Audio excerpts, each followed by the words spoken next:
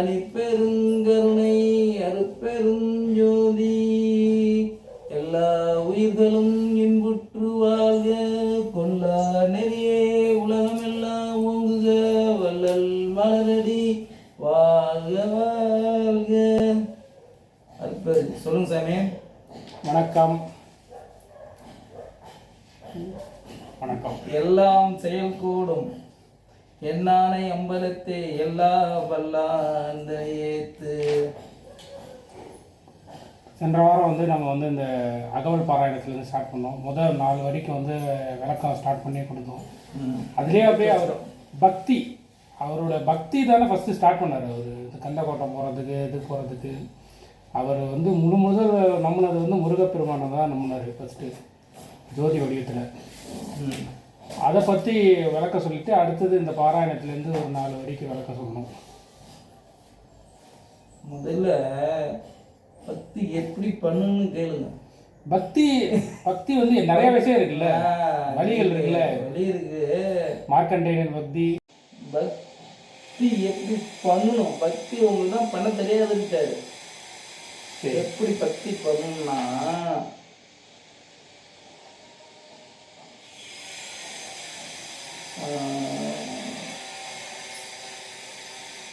ஒன்றை என்ன சொல்கிறது, பைத்தியக்காரன் இருக்கணும். பக்தி அப்படி தான் இருக்கு. அது பைத்தியக்காரன் என்ன அப்படி இல்லை,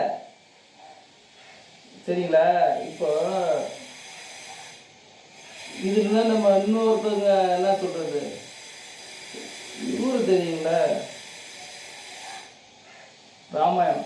ராமாயணத்தை எழுதியிருக்காரு. ராமாயணத்தை எழுதினவர் வால்மீகி எழுதியிருக்காரு.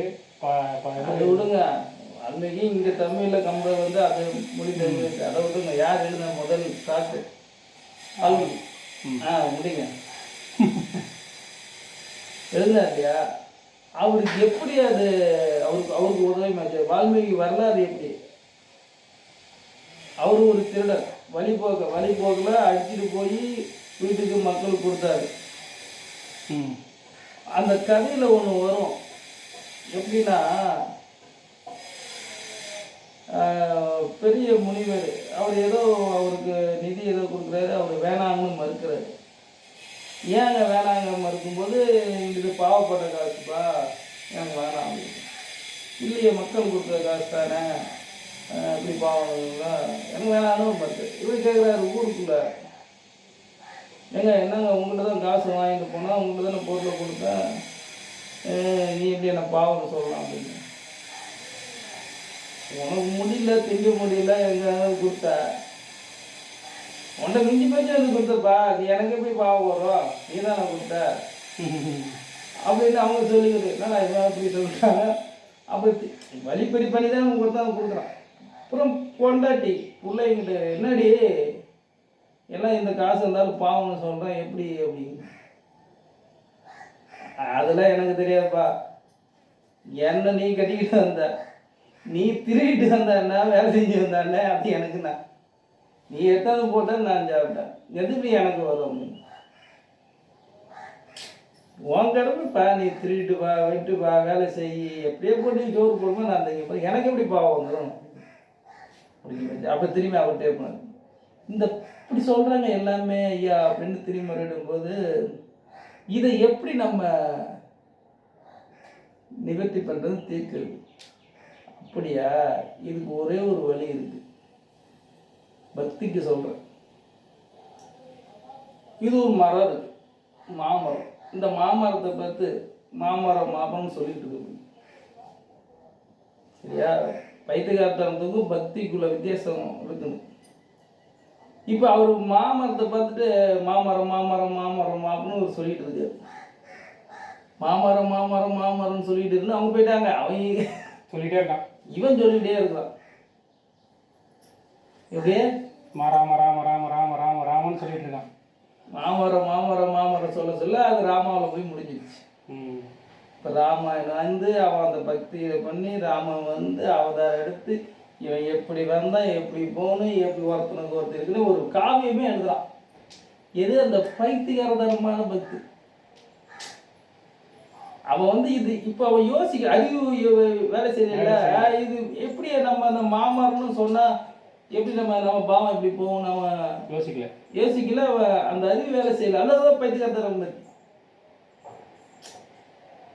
அந்த பைத்தியக்காரத்தனமான பக்திக்கு ஒரு ஐயா பேசியிருந்தார் ரேடியோவில். அவர் துணி நெய்தல் பண்ணுற தொழில். அவர் இப்போ அவர் சாமி கும்பிட்டு ஏதாவது பண்ணனா சாமி கும்பிட்ற நேரம் நான் 10 துணி தேய்ச்சி பிடிக்கிறேன் அப்படிங்கிறேன். சரி ஒரு விபத்து திருநீர் பூச்சிட்டாவது நீ தொழிலுக்கு திருநீர் பூசுற நேரம் நான் 2 துணி நெய்துவேன் கேளுங்க. அப்புறமா என்னடா சரி இந்த திருநீர் பூச்சிருக்கிற பார்த்துட்டாவது நீ சாப்பிடுப்பா அப்படின்னு சொல்லிட்டான். அது வேணா செய்யலாம்.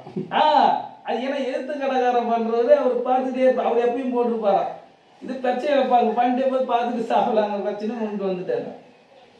இவர் அது ஓகேன்ட்டார். இவர் எப்பயுமே அவர் திரும்ப பண்ணாரு. இவர் பார்த்துட்டு ஒரு நாள் அந்த ஆளுக்கு காணும். ஒரு நாள் காணும் போது எங்கே அவர் மண் இது செய்கிறதுக்கு மண் எடுக்க போயிருக்காருங்க. அது எங்கே போயிருக்காரு இங்கே இருக்காரு. அப்புறம் கண்டுபிடிச்சிட்டு பார்க்க போயிருக்காரு.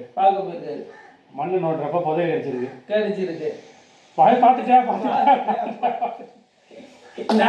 இவன் பார்த்தா சொல்லிட்டு வந்துட்டாரு இவன் வீட்டுக்கு. வந்து இவன் பசி இவன் சாப்பிட வந்துட்டான். என்னத்தையா பார்த்த? நான் பார்த்தேன். நானா பார்த்துட்டேன் அப்படின்னு பார்த்ததை வச்சுட்டு சொல்லாத. உனக்கு 50 எனக்கு 50 இல்லை 50 இந்த வார்த்தை பார்த்துட்டு ஆளுக்கு பாதி பதில் எடுத்துக்கிட்டு எப்படி அது ஒரு பைத்தியகாரணமான பக்தி தானே. எப்படியும் அந்த திருநீர் பூசினதை பார்த்தாலே வந்து அவருக்கு வந்து இது கிடைக்குது. நம்ம என்னென்ன செய்யணும்? பூஜை பண்ணுறோம், புனஸ்காரம் பண்ணுறோம், அபிஷேகம் கிடைக்கணும். மொத்தமாக வாழ்க்கையே எல்லாத்தையும் மொத்தமாக இல்லை. எலன் மஸ்க் சொத்து மதிப்போட அதிகமாக இல்லை. இதில் வந்து நீ அறிவுபூர்வமாக இல்லாமல் பைத்தியகாரத்தனமான பக்திக்கு தான் அங்கே என்னன்னா வேலை வெட்டி இல்லாமல் இதை போய் செஞ்சுட்டு வந்துருக்கான். இப்போ நமக்கு ஒன்று சொல்லிவிட்டாங்க. நம்ம அந்த ப்ராசஸ்லேயே ஒரு யார் இருக்கணும் நம்ம அப்படியே போயிட்டே இருக்கும். இது பைத்தியகாரத்தனம் தான். ஐயா சொன்னார் என்ன உணவு இல்லைன்னா எல்லா ஜீவனும் சேர்த்துக்கிட்டா முதல்ல அந்த உயிரை தக்க வைக்க உணவு வந்து பிரதானம். உணவு தான் முக்கியத்துவம். அதில் ஆரம்பிச்சு தான் ஐயா தான் அது பிரதானமாக வந்து இது இல்லைன்னா இதான முதல்ல கடவுளுங்கிறதே போதிக்கிறது. புரியுதுங்களா? இப்போ பக்தி எப்படி பண்ணணும்? பைத்தியகாரத்தமாக பண்ணணும். இவன் பைத்தியம்டா, இதுக்கு அடிமைடா, இவன் வேஸ்டா, ஒன்றும் தெரியாது. அவன் முட்டாளு திட்டணும், திட்டு வாங்கணும். ஒருத்தர் திட்டு வாங்கணும். ரோஷம் வெட்டிடுவானே. நீ தான் திட்டு வாங்கல உடனே ரோஷம். நீ என்னதான் சொல்லிட்டு போறான்னு இந்த பைத்தியகாரதமான இப்போ ஒன்று தானே சொன்னமா போட்டுட்டு நீ பார்த்துட்டு சாப்பிட்றான்னு ஒன்று தானே. அவன் அது பண்ணதுக்கு அந்த பலன். ஆனால் அவன் அதை நினைச்சும் பண்ணல. இன்னொன்று திட்டு வைக்கிறான் பார்த்தீங்களா? இது ஒன்றுமே கிடையாது. சொல்லிவிட்டான் சரி அதுக்கான செய்யும்பான்ட்டு அவங்க அது ஒரு கடமையாக கிடைக்கணும்னு எதிர்பார்த்து பண்ணக்கூடாது. இல்லை எனக்கு இது வேலை இப்போ செஞ்சிடும். இது ஒரு பணி இன்னைக்கு எடுத்துட்டோம். இது எந்த தடை இருந்தால் நம்ம நடந்துக்கிட்டே இருக்கணும். இவங்க தரல, அவங்க வரல, இவங்க போகிறதோ இல்லை, காசு இல்லை, அது இல்லை, எந்த ரீசனும் நம்ம ஒரு பொறுப்பு, மிகப்பெரிய பொறுப்பு. இப்போ எல்லாமே ஒரு ரீசன் சொல்ல முடியும். நான் எந்த காரணமும் சொல்ல முடியாது. எப்படி நான் காரணம் சொல்ல முடியுமா? நாங்கள் உடம்புக்கு செல்லுங்க, பொண்டாடி உடம்பு சொல்ல பிறந்தோம், இந்த வர லீவுங்க செய்யணும்னு சொல்ல முடியுமா? மிகப்பெரிய பொறுப்பில் இருக்கும். தொடர்ந்து செய்யணும். இப்போ இது செஞ்சுட்டு எங்கே போகிறோம்? திருநீர் பார்த்தவனுக்கே அது இந்த செயலை விடாமல் செஞ்சுட்டு தான் அது கிடைக்கும். தருமன் படியில் ஏறிட்டோம். தருமம் என்ன தரும்? அம்பலம் தர்றாங்க, இறைவனோட போயிடும். அவன் நாம ஒன்றாயிடும். அதோட பணி இது புரிஞ்சிக்கத்தான் கஷ்டமாக இருக்குது. அருப்பெருஞ்சோதி நம்ம அகவல் பாராட்டு பக்தியை பைத்தியக்கார பக்தி பண்ணணும். எதுவுமே எதிர்பார்க்கக்கூடாது. அதாவது ஒன்று சொல்லிட்டா அது 100 அளவு கூட பெருசாமல் செய்யணும். சந்தேகமாக இருக்கக்கூடாது. அன்டவுட். அம்மா அவன் ராமாயணத்தில் அவன் ஒன்றுமே யோசிக்கவே இல்லை. அவன் சொன்ன மாரி கிட்ட சொல்லுவார சொல்லிவிட்டாரா அவன் போனாலும் அப்படி போயிட்டே இருப்பான். மிலிட்ரி இது மாதிரி ரூல்ஸ் மாதிரி குதினா குதிக்கணும், போயிட்டே இருக்கான். அதேமாரி பக்தி பண்ணும் முடியுமா? எப்பா நான் சும்மா ஃபார்மாலிட்டி இதெல்லாம் நான் இல்லை நான் ஆழமா இன்னும் போகல. இல்லை நான் சும்மா அப்படி இன்னும் ஆழம் உங்களை மேல இன்னும் ஆழமாலாம் தோண்டிட்டுலாம் பார்க்கணும். அதில் சும்மா பண்ணுறோம் எப்படி சார் போனாலும் அருப்பெருஞ்சோதி அருப்பெருஞ்சோதி அருள் சிவ நெறிசார் அருப்பெரும் நிலைவாள் அரு சிவபதியாம் அருப்பெருஞ்சோதி ஆகம முடிமேல் ஆரண முடிமேல் ஆக நின்றோங்கி அருப்பெருஞ்சோதி இகநிலை பொருளாய் பரநிலை பொருளாய் அகமர பொருந்தி அருப்பெருஞ்சோதி ஈரம் ஜிகப்பரத்து இரண்டு மேல் பொருளாய் ஆங்கலில் ஓங்கி அருப்பெருஞ்சோதி. ஈழப்பரத்துலேருந்து சொல்லுவோம். ஈனம் இப்ப சொல்லுங்க, ஈனம்னு என்ன? அவர் வந்து மேல் அடிமுடி இல்லாம அவங்க 2 பேர் பார்க்காம போயிட்டாங்க. அதுக்கப்புறம் இகநிலை பரநிலை ரெண்டும் ஒன்று, அது நம்ம சொல்லிட்டோம். ஈனம் ஈனம் ஈனம் அடுத்த வரி ஈனம் இல்லை ஈனம் ஈனம் ஈனம் இகப்பரத்து இரண்டு பொருளாய் ஆனல் ஓங்கி அருப்பெருஞ்சோதி. இந்த ரெண்டு அந்த அர்த்தம் ரெண்டுமே இது வருது. ஆனா ஈனம் மட்டும்தான் ஆடாது. ஈனப்பேமின்னு சொல்லுவாங்க, அதுவா? கரெக்ட் தான். ஈனம்னா என்ன?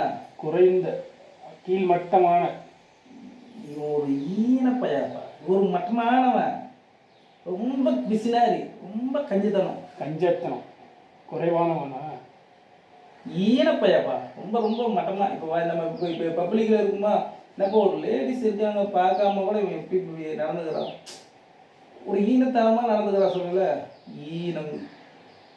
அதாவது இவர் எதுக்கு சொல்ல வர்றாருன்னா நம்ம வந்து ஒரு ஒருத்தர் இல்லாத ஆளு. அதாவது மலத்தின் மேல் இருந்த புழுவா கூட தன்னை தாழ்த்திக்கிறது. ஒரு ஜீவராசி கூட உயிரினத்தை விட எங்க வைக்கிற நம்மளை அந்த அளவுக்கு மட்டமா நீ நினைச்சிக்கோ. அப்படி இருந்தா இகத்தையும் பரத்தையும் அது தூக்கிட்டு போயிடும். இதுல எதுக்கு சொல்றாரு, இந்த ஆணவன் நான் வந்து பெரிய ஆளு, நம்ம எப்படி இருக்கோம், எனக்கு நீ சொல்லி நான் கேட்கணுமா, நான் எவ்வளோ பேர் வசதி உள்ளவா, எனக்கு 5 வீடு இருக்கு, அது இருக்கு, இப்படி இல்லை, நான் ஒண்ணுமே இல்லை, புரியுதா? நான் ஒரு ஈனப்பையாப்பா, எனக்கு ஒண்ணுமே இல்லை, எதுவுமே எனக்கு ஆசை இல்லை அப்படிங்கிறது ரெண்டுலேயும் அவன் டாப் ஜெயிச்சிடறான். அடுத்தது உரைமனம் கடந்த ஒரு பெரு வெளிமேல் அரசு செய்து ஓங்கும் அருப்பெருஞ்சோதி. உரைமனம் கடந்து ஒரு பெரு வெளியில் அரசு செய்து ஓங்கும் அருப்பெருஞ்சோதி. இப்ப சொல்லுங்க, அந்த உரைமனம் என்ன? கடந்து ஒரு வெளி சொல்றது. உரைமனம் மனசுலயே நிக்கணுமா? இன்னும் பெருவெளியை பார்க்கறதா? புரியல. உரைமனம்னா அதுல நிக்க உறைஞ்சி போய் அங்கேயே மனசுலயே உறைஞ்சி போறதா? அதாவது மனம்னு ஒன்று இருக்கிறதுனால தான் உனக்கு மனிதன்னு ஒன்று சொல்றாங்க, சரிதா? இப்ப அந்த மனம் வந்து உரையும்ங்கிறாங்க. இப்போ உரைன்னா பொருள் என்ன? அதுக்கு உரைனா ஏதாவது உறைஞ்சி போறது, ஒரு இடத்துல ஸ்டாப் ஆகி ஓடிக்கிட்டே இருக்கிறது, ஃப்ரீஸ் ஆகிடுது, உறைஞ்சி போய் ஒரு இடத்துல நின்றுடுது. இப்போ கட்டியே உறைஞ்சி. இப்போ லூச சொல்ல உரைமனம் கடந்து ஒரு பெரு வெளியில் அரசு செய்து ஓங்க ஒரு பெருஞ்சோதி. இப்போ என்ன சொல்றாரு, வெளியே தான் சொல்றாரு, இந்த பரமும் வெளியே தான் சொல்றாரு, எல்லாம் இந்த வெளியே தான் சொல்றாரு. இந்த இந்த மனம்னு என்னன்னா, மனம் வந்துச்சு, நம்ம எண்ணம் வந்துச்சு மனம் வந்துச்சு நிறைய பார்த்துப்பீங்க. இந்த எண்ணம் இந்த மனமும் எண்ணமும் ஒன்னாட வேற. இந்த மனங்கிறது என்னன்னா ஒண்ணுமே இல்லை, நம்ம மூச்சுக்கு அர்த்தம். இது இந்த மனம் போய் ஒரு இடத்துல அரசாட்சி லாக் ஆயிடுச்சு அப்படின்னா உனக்கு செயல் இல்லை. நடக்கிறதால இப்படி போகிறேன் பொண்டாட்டி அங்கே வேலை போகணுங்க இப்படி போகும். இது எல்லாம் லாக் ஆகி ஒரு இடத்துல அரசாயிடுச்சுன்னா உனக்கு எந்த செயல் இல்லை. உனக்கு எதாவது வெளியே அப்பதான் தெரியுது. அது அரசாயிடுச்சுன்னா அரசு அந்த ஆட்சி அப்போ வந்து அந்த வெளி ஒரு பெருவெளியே அப்பதான். முதல்ல மூச்சியே நம்புறதுக்கு கேட்கறதுக்கு ஆள் கிடையாது. இதை நீங்கள் அரெஸ்ட் பண்ணணும். எப்படி பண்ணுவீங்க? உள்ளடக்கமாக நிறுத்தணுமா? அது அப்படியே திருமூலர் இருக்கும். திருமூலர் ஏற்றி இறக்கி சொல்லுவாங்க, கேள்விப்பட்டீங்களா? ஏற்றி இறக்கி இருகால் பூரிக்கும் காற்றை பிடிக்கும் கணக்கறிவார் இல்லை. காற்றை பிடிக்கும் கணக்கறிவார் கூற்றை உதைக்கும் குறியதும் ஆமி. அந்த காற்றை பிடிச்சா யமனை எட்டி வச்சிடலாங்கிறாங்க. இவர் என்ன சொல்றாரு? அது உரை பண்ணா இறைவை பார்த்தலாங்கிறது. புரியுதா? சொல்லுங்க, நான் என்ன சொன்னப்பா? என்ன சொல்லியிருக்கோம்? ஒரு மனசுல வந்து காத்த மனசுங்கிறது மனம் தான் உயிர், உயிர் தான் மூச்சு, உயிர் மனம் தான் காற்று, இது எல்லாம் ஒண்ணுதான். ஏற்றி இறக்கும் காற்றை வந்து உரைச்சி வச்சிருந்தது சொல்ற மாதிரி. இவர் என்னது அவர் வந்து பிடிக்க சொல்றாரு, பிடிச்சி வைக்க சொல்றாரு. இவர் அப்படியே அதை உரைச்சிடுற மாதிரி வச்சு. இதுதான் குதிரைன்னாங்க, பரின்னாங்க. இது நரி, இது பரியா மாத்தணும். அதனால 12 கால் குதிரைடாமாங்க. 12 காலில் எப்படி சொல்கிறாங்க? அதான் இந்த 12 இது வந்து நிற்க வைக்கணும். 12 கால் குதிரைடாதும்பாங்க. 8 அப்படின்னு சொல்லிட்டு ஏதோ ஒரு அந்த இது இருக்குது. இந்த பக்கம் 8 ஏற்றணும், 8 இறக்கணும். எத்தனை 4 நாளாக அது விடுங்க, அதெல்லாம் பயிற்சி. இது இயற்கை எல்லாத்தையும் நடக்கிறது. மூச்சு 12 அங்குலம் போகுமா? நம்ம உள்ள போகிறது 12 அங்குலம் மூச்சு, வெளியே வர்றது 12 அங்குலம் மூச்சு தான். உள்ள போகிறது 8, வெளியே 12. 12ல் வந்து 4 கட் ஆயிடுது. 4 கட் ஆகி 8 உள்ள போகுது. எதை சொல்றாங்க? 12 கால் புது. அது அந்த 12 காலை கட்டுறாமாங்க.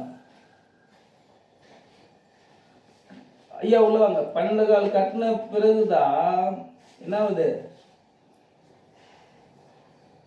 12 கால் கட்டினா பெருவலிக்கு வந்து வலி தெரியுதா? இதை பிடிச்சிட்டு அந்த 12 காலு கட்டினா யமனை நீ எட்டி உதைக்கலாண்டான்னு அப்போ 2000-3000 வருஷம் முன்னாடியே உங்களுக்கு சொல்றாங்க. யமன் இருக்காரான்னு பார்ப்பாங்கன்னு சொல்லுவாங்க. யமன் யாரு? இப்போ அதை அப்படியே கொஞ்சம் யோசிக்கலாம். உயிர் எங்கிறதுங்க அது போச்சுன்னா, வெளியே போயிடுச்சுன்னா உனக்கு போயிடுச்சு. இப்போ அதை நீ பிடிச்சிட்டுனா உயிர் தக்க வைக்கிற. இவ்வளோ தானே, சிம்பிள் மேட்டர் தானே.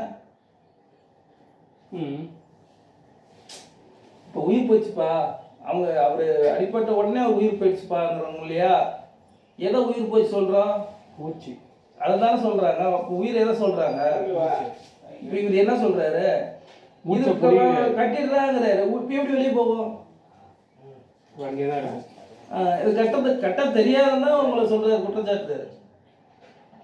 நீ கட்டிட்டுனா எமனை வச்சிடலானுங்கிற. நீ கட்டிட்டுனா நீ எதாவது சாக மாட்டியா? வீழ்ந்தாப்ப வீழ்ந்தவனே உயிர் போச்சுப்பாங்க. உயிர் போச்சுன்னா காற்று போச்சு.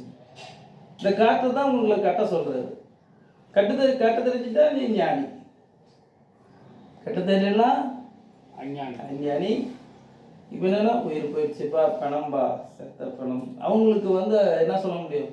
முத்தரோ சித்தரோ ஞானமோ இவராது எதுவுமே அவரை சொல்ல முடியாது. புரியுதா? இதை என்ன சொல்ற? உரைமனம் கடந்த ஒரு பெரு வெளியில் அரசு செய்துவோங்க அருப்பெருஞ்சோதி. அடுத்தது பார்க்கலாமா? அடுத்த வாரம் பார்க்கலாமா? அடுத்த வாரம் பார்க்கலாம். ஊக்கமும் உணர்ச்சியும் ஒளித்தரு ஆக்கையும் ஆக்கமும் அருளே அருப்பெருஞ்சோதி. நன்றி, வணக்கம். வணக்கம். அடுத்த வாரம் தொடர்ந்து கவனிக்கலாம்.